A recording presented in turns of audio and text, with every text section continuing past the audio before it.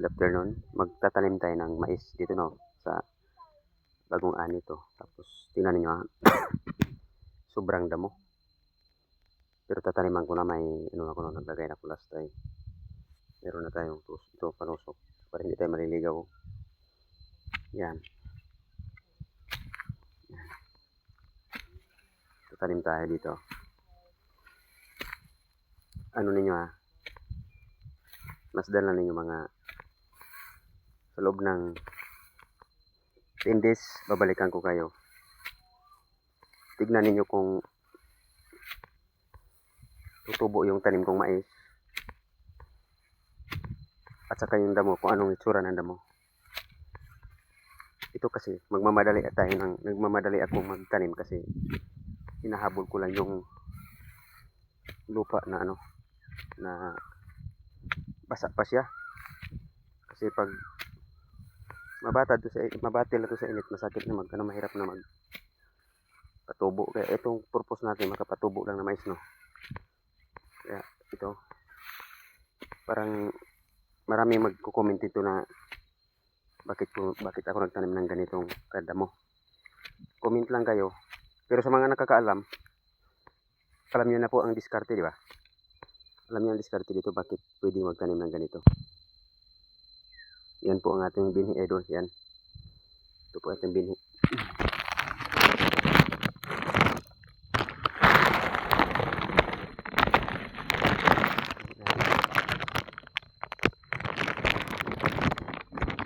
Babalikan natin ito ng mabutas. Yan. Butas na ito. Yan natin. Yan. Last tayo lang magdalang timpo kasi hindi naman talaga pwede mahanap ang ano, butas kung walang lastay. Itong lastay ang nagdadalang timpo. Yan. Pag kunin mo sa paa, hanapin mo yung butas kung saan. Ang butas dito. Ito butas. Ito madamo to. Ito butas. Yan, butas. Ano kasi, pag antayin ko pa na wala na kasi, hindi na uso ngayon ng arado dito, wala na karabaw dito. Kung magpapatraktor ka man ngayon, sobrang mahal ng krudo at saka maliit lang naman ang area, hindi din pupuntahan. Kaya ganito ang solusyon, gawa ka na lang para na alternative na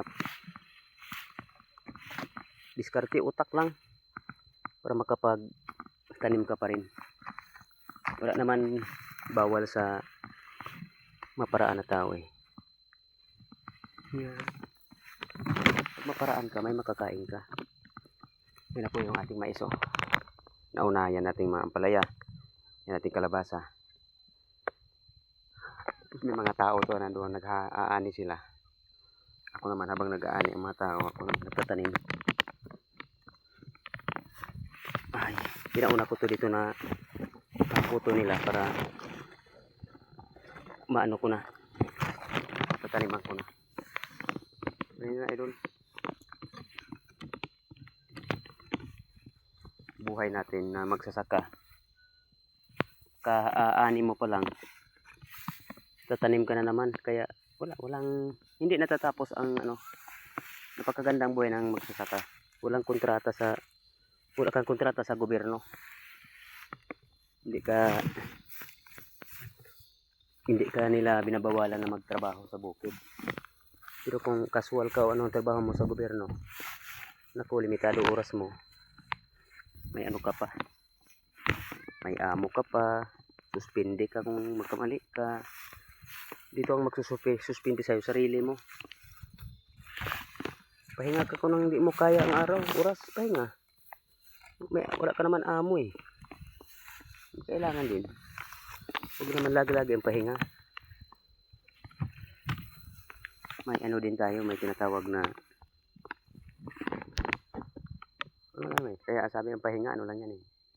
Relax konti. Yung mais na to, ma-harvest natin to sa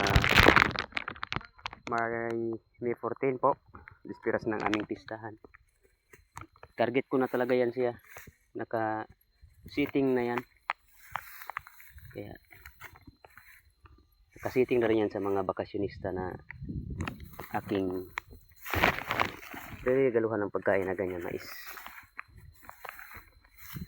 Itong mais na to ay para to sa July 15. Harvest na to July 15. Ano na to, may butong na to.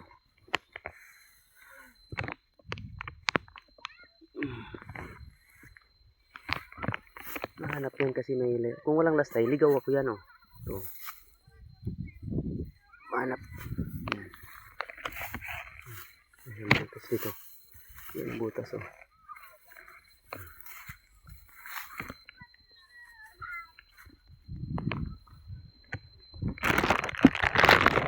Kahoy.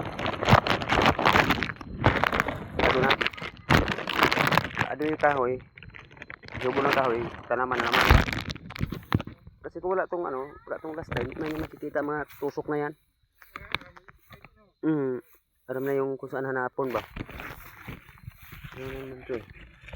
Hanap, ano banda dito. Ito.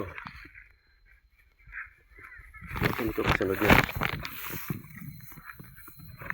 Ano kasunod mo, Brad? Layo na kasunod ah. Ano kasunod oh? Layo. Ano meron dito?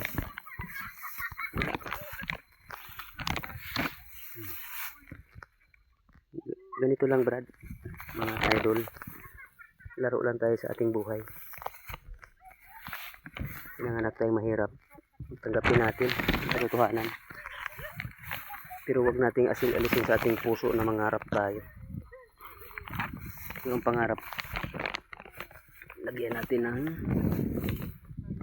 lakas ng loob at saka sipag din.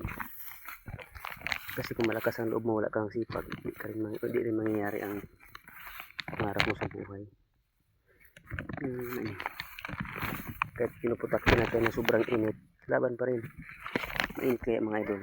So hay na ditong butas. So hamak mo yan kanila. So ayan, kadina mo. Makikita mo ang butas yan. May butas talaga. Dito may isa. Ibanda mo yan. Itong butas oh. Ito po. Mga bata yan oh. Enjoy. Ay ako. Ginagawaan ko sila ng kunting tagu-taguan. Ganun po mga idol ang buhay dito. Ang ibang mga kabataan gahakot, ang iba tambayan. Salamat sa mga nanonood sa akin. Salamat, mabuhay tayong lahat. Good day, good afternoon po sa lahat. Salamat talaga.